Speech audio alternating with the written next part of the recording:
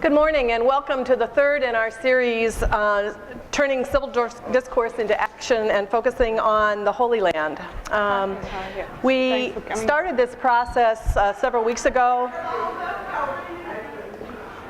with Ambassador Phil Wilcox, who provided us a historical and political perspective on the region and on the conflict in the region. Last week, we had a dynamic young Israeli woman who gave us a perspective from Israel, her feelings, her sense of what's going on, her sense of what's going on with her government. And today we have another dynamic young woman, Alaa Hammouda, who is a friend of St. John's. We've been helping her and her family adjust. Alaa will share with us her perspective as a young Gazan woman she's worked as an advocate in Gaza on human rights, on women's rights, and in mental health. She's currently residing in Rockville with her family, Rami, her husband, and her daughters, Maria and Salma.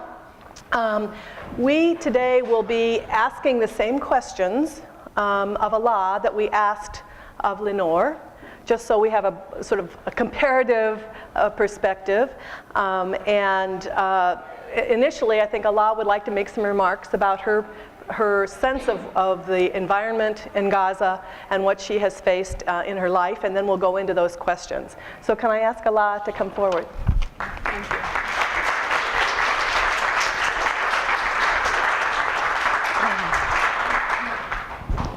Good morning, everybody. First, I would like to start by thanking you all for coming to this event. And I am just so honored to stand in front of you all and to be at St. John's Episcopal Church and to speak about my beloved Gaza. My name is Alaa Hammouda and I'm 28 years old. I came from Gaza almost 6 months ago. In Gaza, I used to work as an advocacy media officer for an organization providing psychological support for victims of human rights violations. I worked there for almost 5 years as an advocacy media officer, advocating for women's rights, calling to end violence against women, and calling for gender equality. I also worked as an English language teacher and also as a journalist, where I used to write articles about the situation in Gaza. Gaza Strip is a place where the world it's the most densely populated area in the world. It's a place where around 2 million people are suffering, and it's only 140 square miles, so it's just very small, but 70% of the people living in the Gaza Strip are unfortunately refugees. So they moved from their lands like in 1948, and then they are still suffering. When talking about Gaza, for me, it's very emotional because I just came from Gaza, and unfortunately, things are just very hard till now. It's harder than any one of you can ever imagine. Life in there is just very hard. We have like 4 to 6 hours of electricity every day. So your day revolves around this precious moment when electricity comes. Even if it's in the middle of the night, you have just to wake up and start doing all the cleaning and everything, and your children are used to darkness. In summer, it's very hard because we have no air conditionings and no water, and in winter, it's not in any way better because we have all the sewage coming to our houses because sewage pumps are not working. When talking about the water we're drinking, unfortunately, the UN report says that 97% of the water we're drinking is polluted. 25% of the people dying in Gaza are drinking this water, but we have no other option. I have 2 daughters. I know that this water is very polluted and they will get sick, but they are thirsty and they want to drink. So I give them this polluted water to drink. When we're talking about the young generation in Gaza, unfortunately, we have a very good and skilled and motivated young people in Gaza. They would do anything just to work and have a good life. But we have 60% of the people in Gaza are unemployed.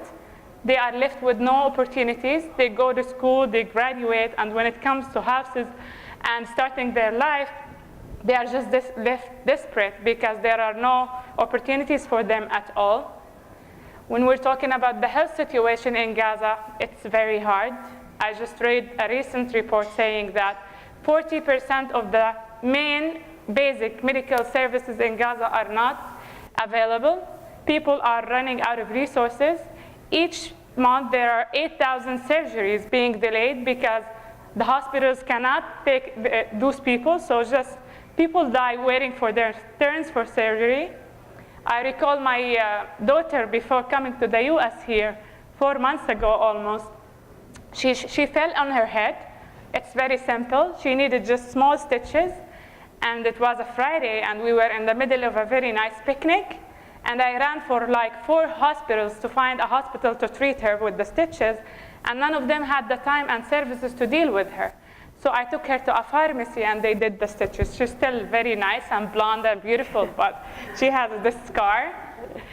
And when talking about, the mental health situation in Gaza, I worked in a very good organization. Actually, it's the pioneer organization providing services for it's the main one.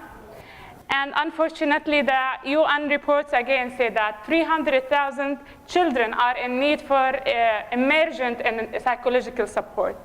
And 1 child among 4 is in a deep psychological problem. It's because our children are seeing and hearing things that they should not hear. I'm 28. I survived 3 wars, 12 years of siege. When I'm saying siege, it means just you're stuck.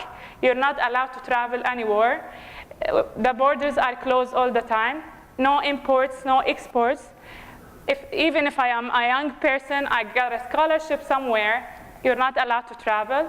I recall when I got this prestigious fellowship from the National Democratic Institute, that's why I'm here in the US.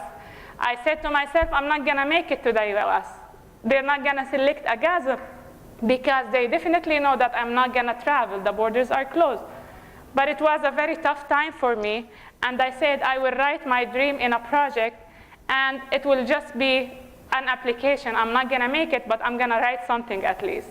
So I started writing my dream, which is a project for empowering young women leaders in Gaza. And then the good news came, and I was selected. I was like, man, I'm going to travel to the US, how will this happen? It will take forever because everything is closed. And then I started fighting for my dream, which is just seeing the world, which I have forever longed to see. I had this imagination, how does this world outside the borders of Gaza look like? And then 10 days were and then my visa was going to expire because I'm not being able to travel. The borders are still closed. And I said to my family, I'm going through Egypt. And everyone was like, Alaa, you're not gonna make it. Egypt is not safe.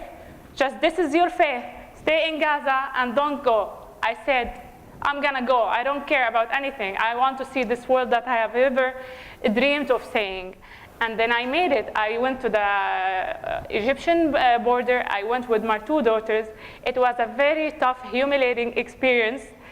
We slept at the border for 2 days. My daughters got really sick, dehydrated. It wasn't clean at all, and it wasn't safe at all. And then when I came to the US, I was like, it's worth it, because here I'm breaking the silence. I'm speaking about Gaza. I'm meeting new people. I realized actually that I wasn't living in Gaza. I was normalizing the unnormal, living under no security at all. No, very hard humanitarian situation is very hard. People are financially very desperate, especially I'm talking about 60% unemployment. 80% of the people are depending on some form of financial aid. So the question will be, what will happen to those people who are depending on the financial aid after the US cuts its fund to the people in Gaza? They are already very desperate. They are already depending on the financial aid. And now we are adding more suffering to the people in Gaza. But I hope that we will continue speaking about the situation in Gaza. And now being here in the US makes me very hopeful that people are working very hard for fixing things in Gaza. And it will take time, but things are changing. Thank you. Yeah. Let's go on up.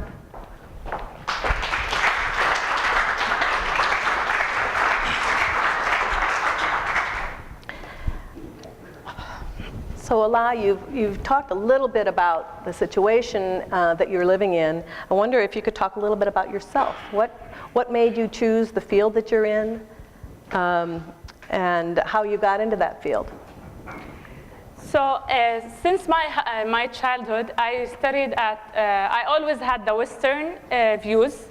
And the people in my community always said that she's influenced by the American people, because I always believed that I should be a strong woman, I should stand for myself, I should have equal rights. This is because I studied at an American international school in Gaza. I got a scholarship there, and I studied there for 8 years. The teachers and everyone there was American. Unfortunately, they all left after the war on Gaza, the last Israeli war. But so my mom was a very strong woman. She always believed in me. I was very interested in the women field, and I always tried to influence the young generation in Gaza through working in different organizations. I always believed that women should stand for themselves. They should have equal rights. Why violence? We should end violence in Gaza. And like, I'm still young, I'm still on the beginning of the steps, but I hope that I will make it, inshallah. I think you're showing that you will. Do you think that being a woman gives you a different perspective on the conflict at all, or I mean, how does that color how you look at the conflict? Yeah, for me as a person who has been living in Gaza all her life, and you know, as I told you, I experienced 3 wars. I believe that the conflict is just taking both the Israelis and Palestinians nowhere, except it's adding more insult to the injury, more suffering, more loss at both levels. And I hope that this conflict should end as soon as possible. It doesn't make a difference between a man or a woman in the way we look at the conflict, because this conflict is just taking us to more desperate situation, yeah. Do you see women in Palestine that are working in peace movements in Palestine, and we see it sometimes on the Israeli side? There are groups of people that are trying to work toward peace. Do you see that as well?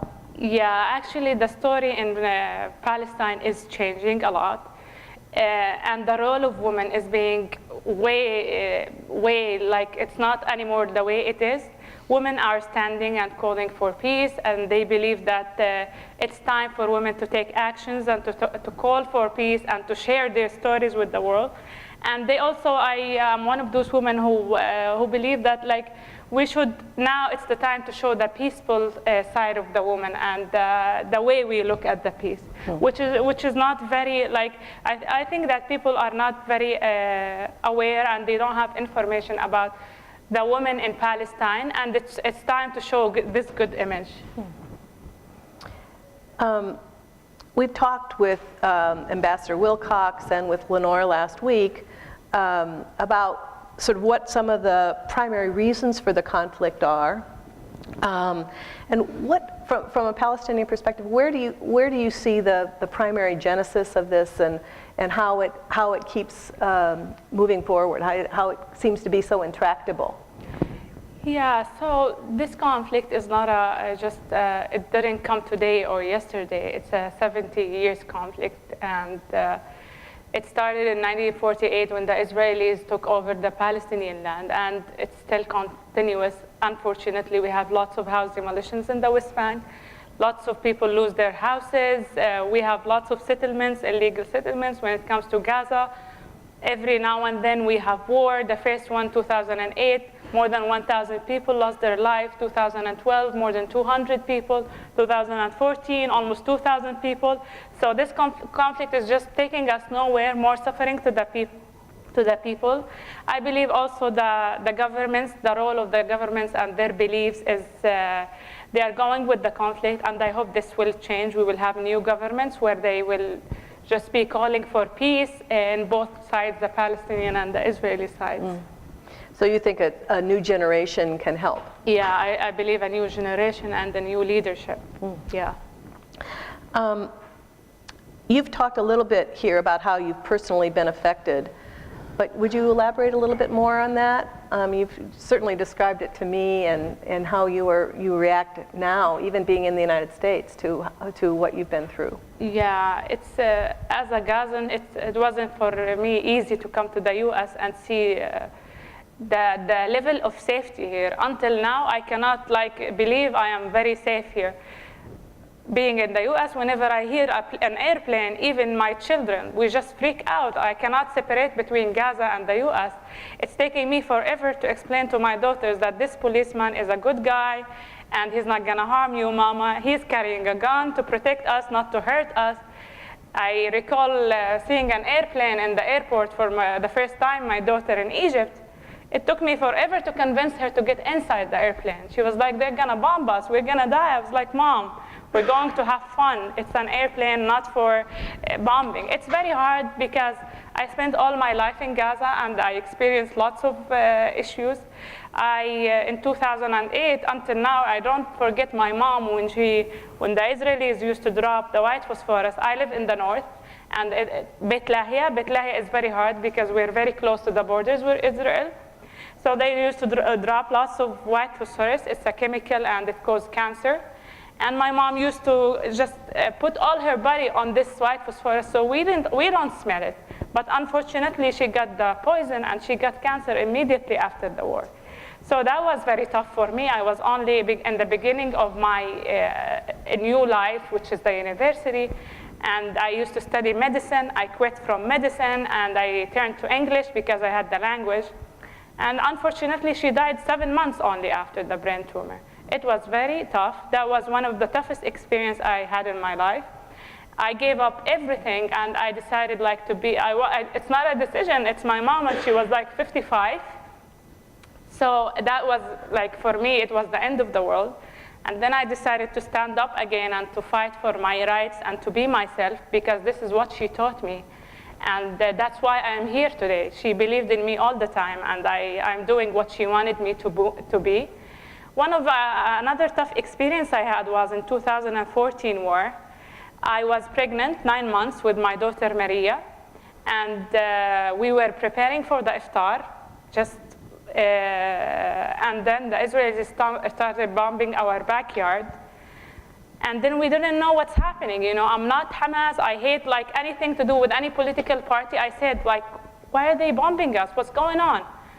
And then, alhamdulillah, we were safe. And then my husband said, I think we should leave the house because it's not safe here. We went and moved to his uncle's house. But I was pregnant and it was very hot. And I said, I'm not staying with them forever. We stayed for 10 days. I need to take my scarf off. I am it's very hot and I need to be at my home. Let's just go back. And we lived in an extended family. He was like, Alaa, you need to go back. But what if something happens to the whole family because of you? And then he was convinced. We moved back, and it was just on the same day we moved, we were just cleaning the dust and the rocks from the previous bombs. And then they started bombing us again.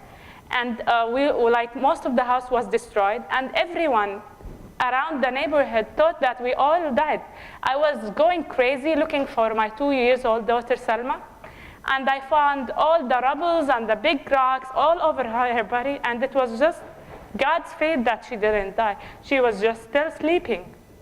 And 2 people from our neighbors died at that bomb, and we were the ones bombed. Alhamdulillah, we were just safe. I don't know how. So this is a miracle only from God. At that war also, just 4 days after, 2 of my cousins, they were playing in front of the house.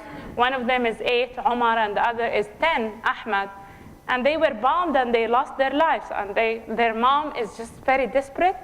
And she was this funny woman who made all the jokes around the world. And until now, I don't see her smiling again. She's just she lost 2 of her sons, 8 and 10, and the other got injured, and he's a critical injury. So it's not easy. The level of security is not, you don't know when it's your turn. Your day resolves, you say thank God when the day ends and you're very safe. And that's how I evaluated my life in Gaza. This is a perfect day, alhamdulillah, no bombs, we're all safe. I stopped thinking of future. I started just thinking of surviving the next day, which wasn't normal, but I was normalizing it. But when I came here to the US, I was like, it's time to look at the bright future, and it's time to be myself again. I started thinking of continuing my master's, and I selected the conflict and peace and the global affairs because I believe that we, the new generation, should make the change to put an end for this suffering and put everything aside and to start from, to start all over, because we had enough suffering, I think. Thank you.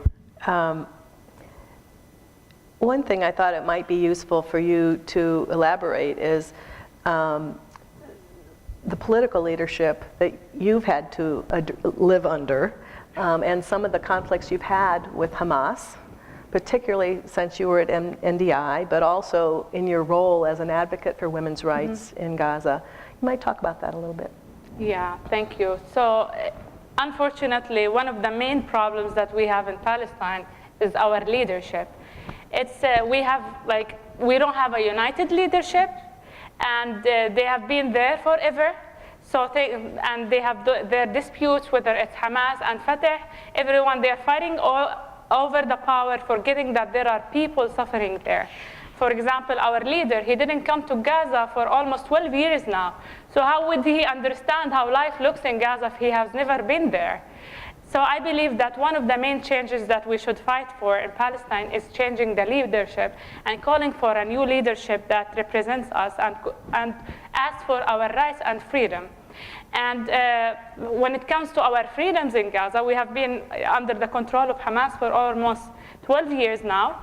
We have very limited freedoms, very limited rights, and things are getting very hard. Actually, the last 2 days, we have people been demonstrating against Hamas and protesting against them, and they have been, using lots of force and power to stop those protests. But you're not allowed in any way to call for your rights in Gaza because you will be imprisoned. I was outspoken all the time, and I believed in women's rights and advocated for women's rights. I faced many problems, but I was very stubborn. I never gave up. I always said, I don't care what will happen, but sometimes you feel a bit afraid because, not because of you, you're used to this, but because you have a family and children at the house. And even when I came to this fellowship, the National Democratic Institute Fellowship, I made a blog about women, that there should be democracy in Gaza, and it's time to change all this, and we should have more rights. And I faced lots of threats because of this, and I hope, and this is one of the main reasons why I stayed in the U.S., because I faced those threats, and I don't want to go back and something will happen, especially that the situation is not stable at all, and people are going now protesting, calling for, it's time to, the protests are carrying the slogans that it's time to live in Gaza and to end this, to end this government. It's certainly been a challenge to watch, Yeah. and the news this weekend that there were rockets going both ways, and 2 rockets apparently by accident got sent from Gaza, and 100 came back, I heard. Yeah. So it's quite a difference in how the response is. Though it's an ongoing thing, and as long as people are still throwing bombs at one another, it's very hard to figure out how you go forward. That's true. In what ways do you think your own people have contributed to the conflict? Yeah, as I told you, that we have a very complicated leadership, and it's not an organized, structured leadership that's representing the Palestinian people. And we don't have a very qualified and well-educated leaders who can know how to be negotiators and negotiate for peace and ending this conflict, which is a major problem because your leaders, they are the ones who are representing you, and they are the ones who know how to end this conflict. And they are not changing. They have been they are in their 80s and 90s now, and the generation is changing, and the needs are changing too. So they are so people are forgetting about all the humanitarian and situation in Gaza, and they're saying, oh, Gazans and people in the Gaza and West Bank should fix their problems first and end the disputes between them. And I agree with them. Like, for an international, if he sees that those people are fighting over power, how would I help them if they are not even fixing their problems first?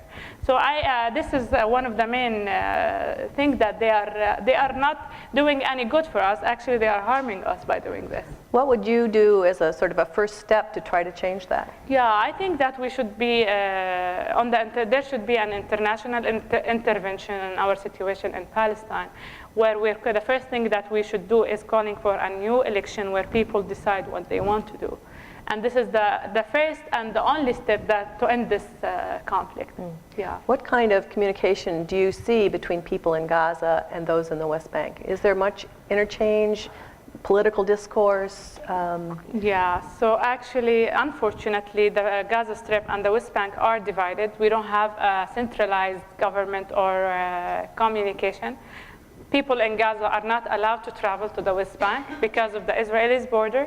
So you're not allowed to go. People have dreams to go and see Jerusalem and see their friends and families in the West Bank, but this is not happening at all.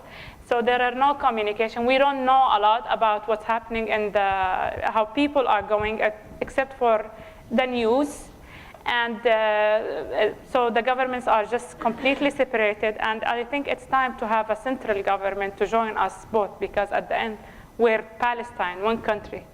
Is that what do you have enough people that are advocating for that? I mean, I can see you're saying that in Hamas, people are rallying against the situation in Hamas leadership. Do you see people trying to work towards a united future?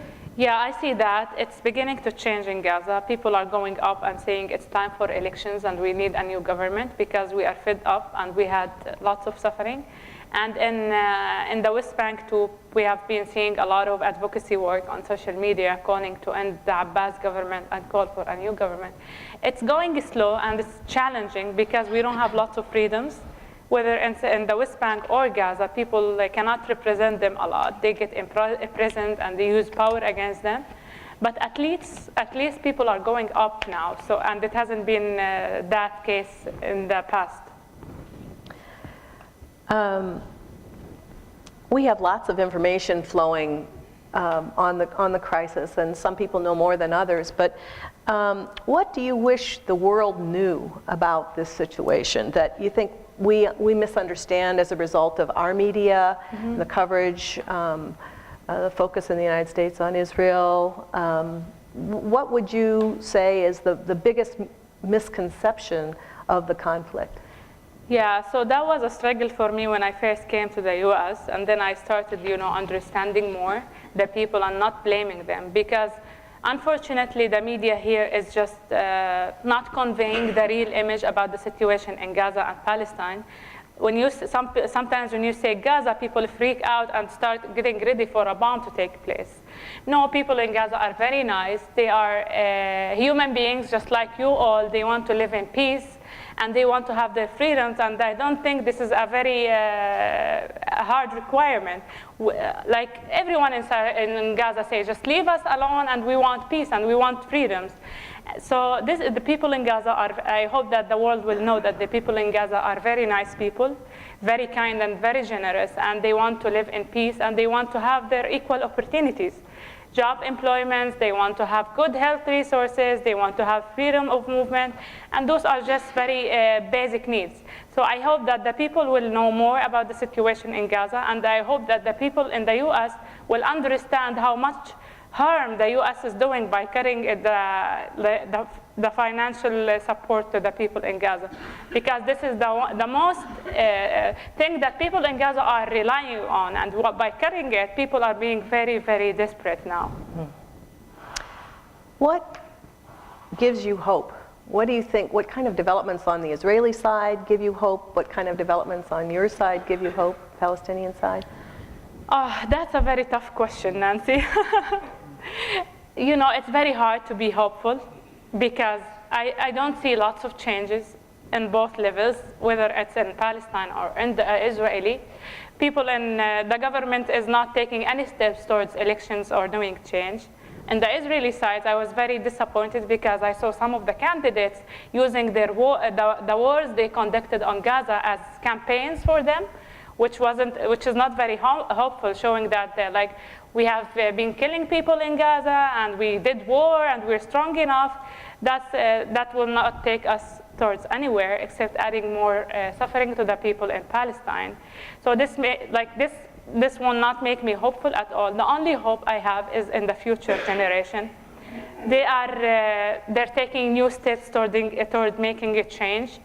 And this is the only way we have. We have to advocate for our rights, and we have to keep fighting. There will be some loss, but we have no other option because our governments are not taking any step. And I hope that the international community will be leading us in this. Well, that really leads us to the last structured question, which Yeah. is, what can we as a community of faith do to help? What do you think a church community in the United States could do more to make a difference? Yeah, so I believe that Palestinians and especially Gazans are in, like, this is the greatest time that they are in need for help from the international community, because the situation there has never, ever been there. I have been talking to some friends and family members who have been working in UNRWA and with the Palestinian Authority, and they had a very good life, and suddenly now they are telling me we can't afford buying food. So that's very tough when your family, 10 people in the family are relying on you, and you had a good salary, and suddenly now you tell them that I can't get you the food you want. This is very hard. So I think that there is always something that we can do as internationals, especially that you have more openings and you have more opportunities and you have more freedoms. One of the things that we can do is that share the stories with your friends, with your government, with the people you know of what's happening. I felt that people in America are great, and that's what's making America great. People are very generous and kind. If they understand the situation and the suffering, they will make a difference. So talk to the people, share the story, share my story. Try to make fundraisers to help the health sector in Gaza. It's in desperate need for the help. The mental health, the youth groups and organizations. It's true that the U.S. cut its funds, but there are many good organizations still functioning in Gaza that you can help and be part of, either as try to look into a way for contribution financially, or speaking to your friends about the situation in Gaza. So one of the main things that we can do is try to change the media and tell them the truth and the real stories. We don't need to exaggerate. We need to just to say what's happening on the real ground. And another thing is that we need to speak to our friends and share the story, my story, or another people from Gaza, whether video Skype or Skype. People are willing to share stories. And we have many good stories. They're not all stories about frustration and suffering. We have also success stories of people who are motivated. We have artists, we have singers, we have very high and talented people in Gaza. And if you share this story, this will show that Gaza is a peaceful place, that it's not only a place where just bombing and weapons and wars. There is always the good side of the story too, that people around the world should know, which will make you more attached to Gaza. And we also need to make fundraisers to help the people in Gaza now, especially that the humanitarian situation is very tough. Yeah. Thank you. We're going to open it up for questions, and I just want to remind people that we have gone through an entire process of talking about civil discourse, so just be sure that you're mindful in your questions and your comments. Thank you. Yes, thank you very much for coming today. I'm interested in hearing some more about education. You said with the disruption, your own school has closed and so forth, but it seems to me so important that the young people receive an education so that they can be part of the solution as time goes on. Could you comment a bit more on what's left of the education system?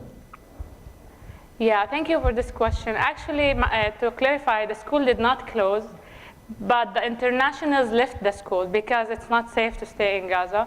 The school is still there, and they have really good teachers who got their education from abroad, but it's not as good as it was. In terms of education, the good thing about Gaza and what's making Gaza still strong and resilient is the education. People are very educated, and they will do anything to make their children education. Some of them will sell the house, some of them will sell their land. They don't care. The most important is education. We have many schools, we have many good universities, and this is where I studied my BA. But when it comes to the resources in the schools, we don't have really good resources. For example, the water is not clean. We have like more than 2,000 students in one school, and they have 4 or 5 bathrooms. We have 50 or 60 students in one class, and they have one teacher. Teachers don't get their salaries. Every 2 months, 3 months, they get $100, $150, and they have a big family to look after. So sometimes the teachers are very frustrated, and they put their frustration on the students. But education is very important in Palestine, and I'm not sure, but I think I would say that more than 80% of the people in Gaza are educated. It's true. They are very stubborn. They are very. They know they will go to universities, and definitely they're not gonna have a work, and they will be like jobless. But they still go to universities. Universities are full of students, and schools are full of students too. I have a very simple question, and it has to do with the poor water quality you mentioned. I was wondering whether people ever boil the water when the electricity does come on, or whether that's something people try to do to purify the water at all. Yeah, actually this is something I used to do when my children were babies. Yeah, and some people who are educated do this. But like when you have a big family, you can't boil all the water. And the gas costs a lot, the cooking gas. And actually, most of the time, the cooking gas doesn't come into the Gaza Strip. So you have to be saving the cooking gas for, you know. But some people who are educated do it for the babies, the newborn babies.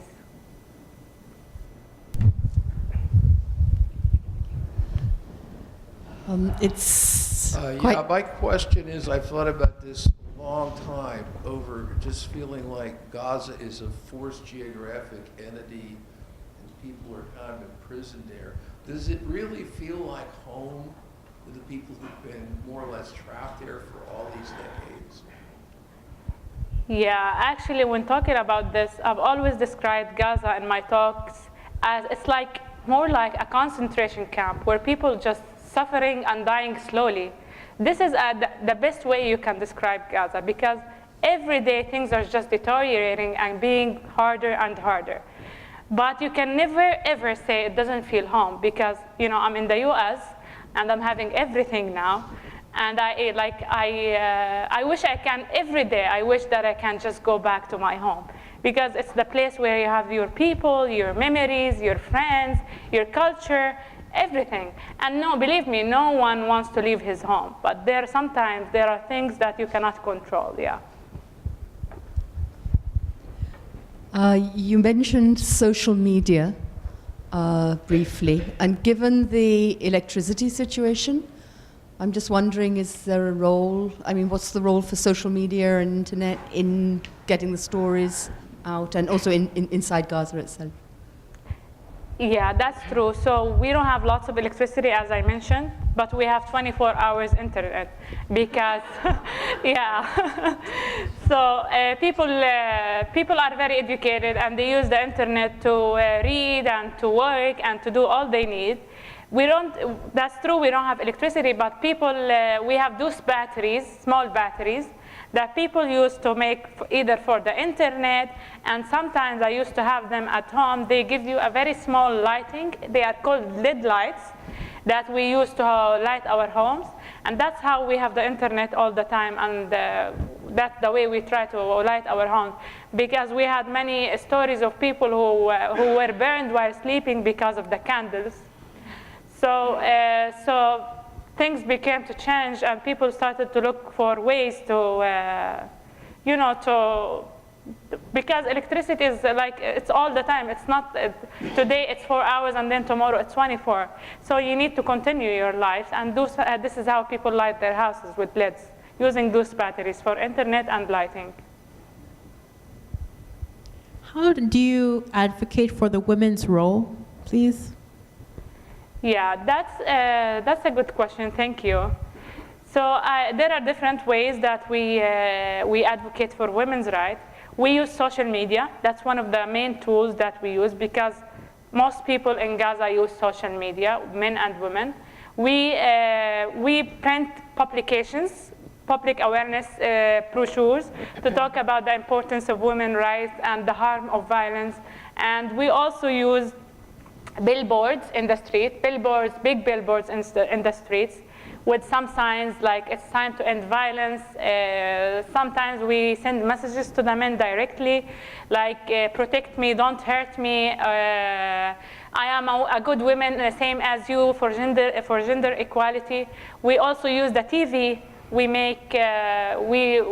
bring good stories for successful women from Palestine to share their experience to influence other young women. We use the radio also. So there are different tools. We make conferences, we make workshops, we gather women, talk to them, and we also gather men to talk to them because they are part of this. We sometimes make press releases where human rights organizations write a press to send for the government, asking for certain changes and some policies. And this was very, very successful, actually. Other questions?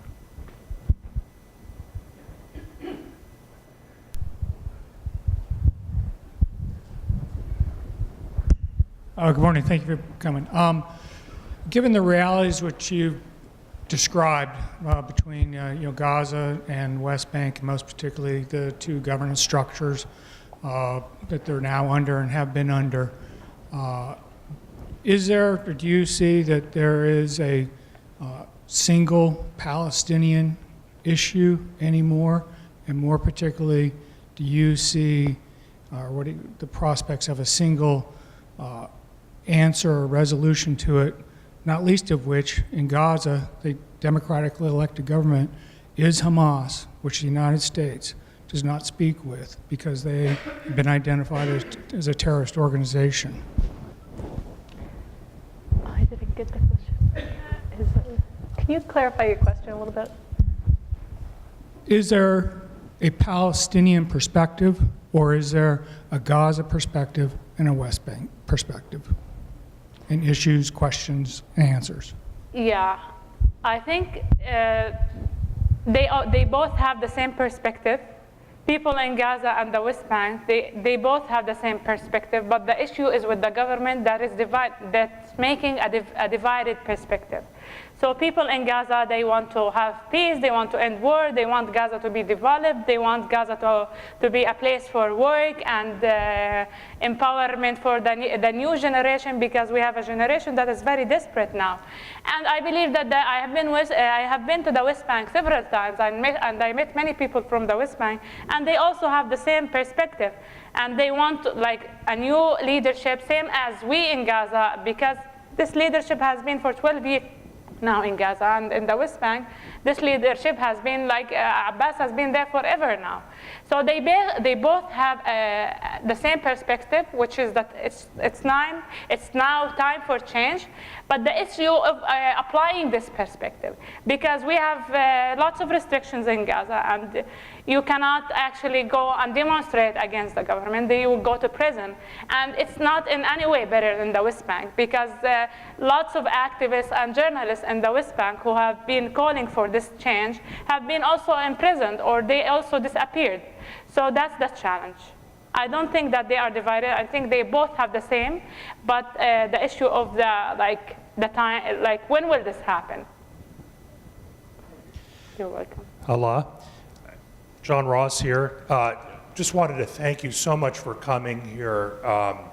Your courage is so inspiring, and it gives me hope that something might happen. And just thank you so much for your presence here today and the work that you do. Do you have any specific examples? This feeling that this St. John's community has so much to give and so much to thoughtfulness, resources, everything like that.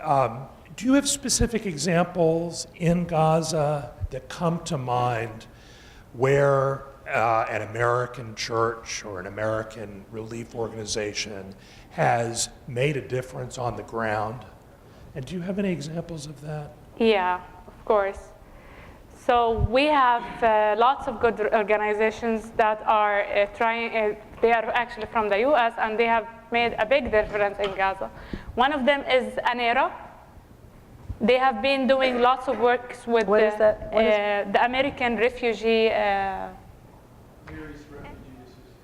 Yeah, it's one of them, and they have been like, I could feel that change. They have supported lots of kindergartens in Gaza. Those kindergartens were very, they didn't have lots of good resources for the children, and they made a big change. They made lots of good projects in the schools, in the government schools.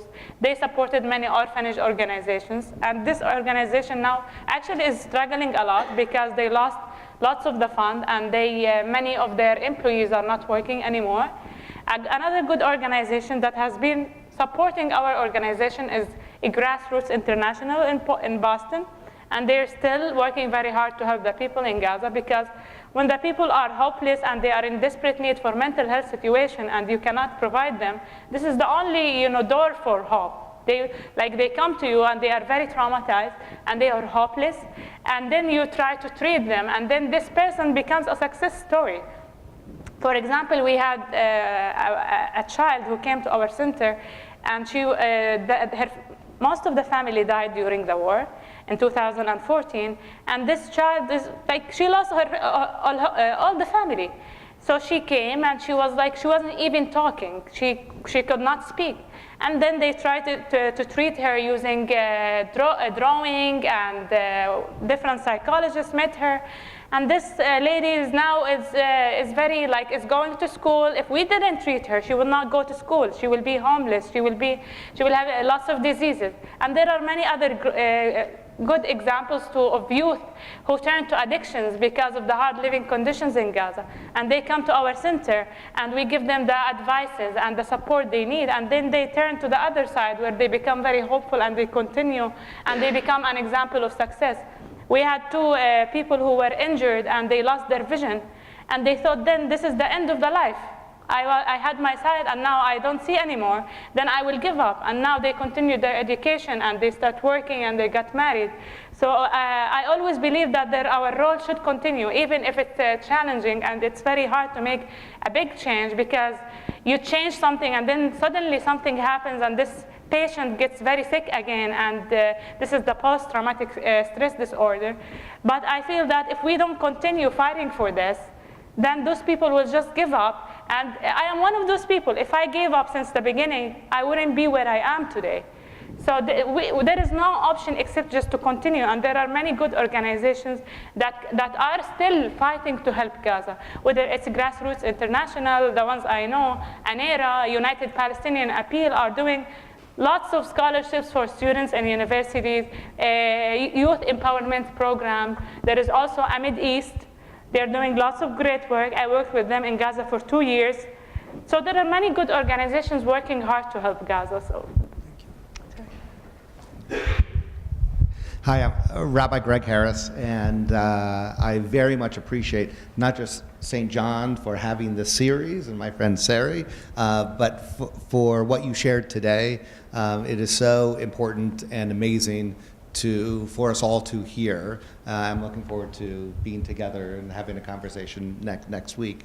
I think the specific thing is that there's such an opportunity of being here in America to be together that I want to invite you to something that I know that would be impossible to do in Gaza, which is to come to a synagogue and to come to Bethel, which is right down the street, and to experience a Jewish community different than you probably have ever experienced or never experienced in Gaza. And so as opportunity, as being neighbors, I want to extend that invitation. Yeah, I would surely love to do that. I actually have lots of Jewish friends and Israeli friends here in the US, and they have been supporting me a lot. And even when I was in Gaza, I had lots of Jewish friends who came to show their support and came to Gaza.